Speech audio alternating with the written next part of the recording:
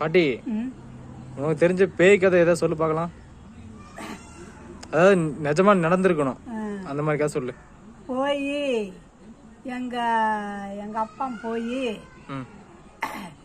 போய் ஒரு ஊர்ல போய் பன்னி பிடிச்சி பன்னி அறுத்து கூட நேரியா கறி போட்டு எடுத்துக்கிட்டு எங்கள் ஊருக்கு வந்ததுன்னு பேய் பனந்தோப்பில் இருந்து வாத்து மேடு இறங்கங்கட்டினே பேய் வந்து பன்னிக்கறி வந்து இழுத்துதுன்னு எங்கள் அப்பா சடை போட்டு அறுத்து விட்டான்.